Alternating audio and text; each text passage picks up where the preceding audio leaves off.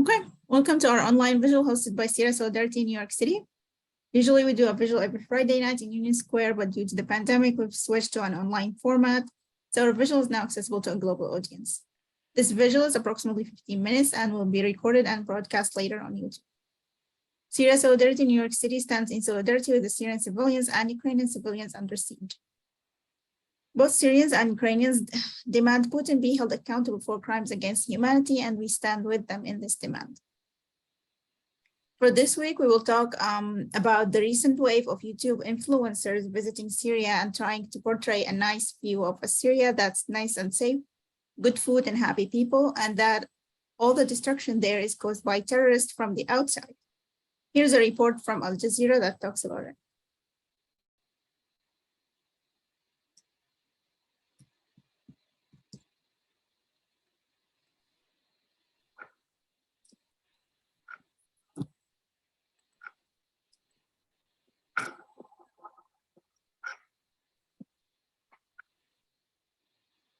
Syria for transportation, and that's why we all go there, always just for views. Every country deserves to be shown in a different way and in a positive light, even if most stuff about them is supposed to be.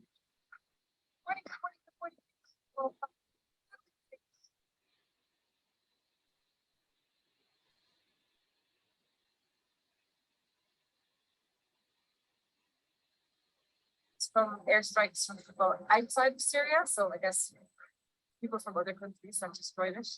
هذا الشيء كثير يعني مستفز. نحن كسوريين نشوف هيك مثلا يوتيوبر سوري او غير سوري او اجنبي او مين كان وقت عم يقول انه والله هدول هاي المدن او مثلا اليوتيوبر بيروح على مدينتي بشوف انا مدمره وانا كنت عايش هناك وعم بوثق الاحداث هناك، بقول والله هدول ارهابيين هن اللي دمروها. هذا الشيء ما صحيح ابدا. يعني هذا الحكي، بس هذا الحكي وكثير بيساعد النظام بالنسبه للمجتمع اللي برا، بالنسبه للمجتمع العربي او الغربي او اي مجتمع. يعني ما عندي درايه عن سوريا، اكيد بيصدق هذا اليوتيوبر المتابعين اللي عندي. يعني لذلك هذا الشيء يعني كثير مستفز بالنسبه لنا. مع اليوتيوبر هذا مسجد خالد بن الوليد كيف بتدمر؟ يقول لي والله الارهابيين اجوا لهون، هدول الارهابيين من برا سوريا وجبهه النصره انه اجوا لهون وهن تدمروا. Kim yaptı diye sordum bunları. Yani IŞİD mi, El-Kaide mi veya başka terörist gruplar mı diye. Hepsi dedi. We are laying what has been talked about. After returning to Syria, I corrected the wrong parts in the videos I published.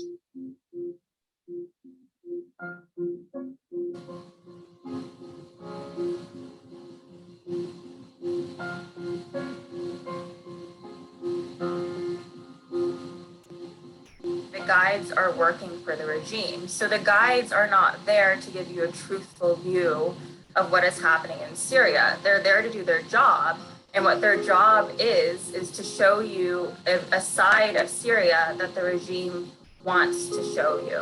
They always say, come here and see the truth and please say truth, please say truth.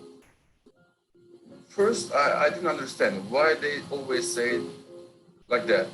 And after that, I get it. The terrorists want to change the political regime. هذا الشيء هو النظام كثير بينبسط عليه، وهو بيجي هذا الشيء كثير بيريدوا يعني مشان البرا يقولوا لنا ليك سوريا رجعناها مثل ما كانت، هذول الارهابيين اللي دمروها طلعناهم نحن وصار مدننا كلها آمنة. Didn't go there to support the government.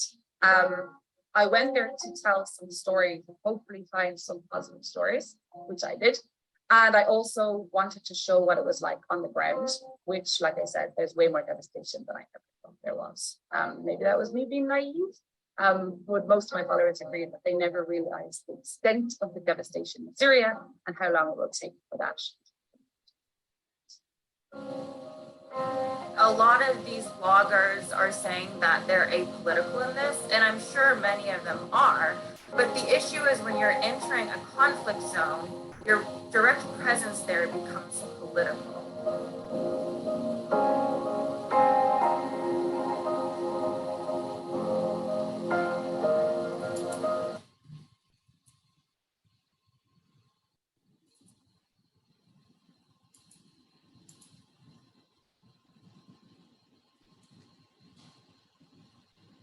So these activities by the bloggers intrigued many activists to write about this phenomenon that whitewashes Assad's crimes.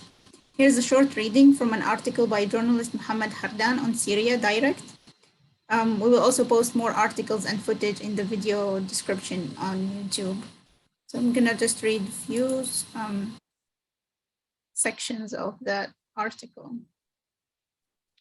So according to the Syrian Ministry of Tourism, in the first half of 2022, Syria received around 700,000 visitors, 35 to 60% for tourism.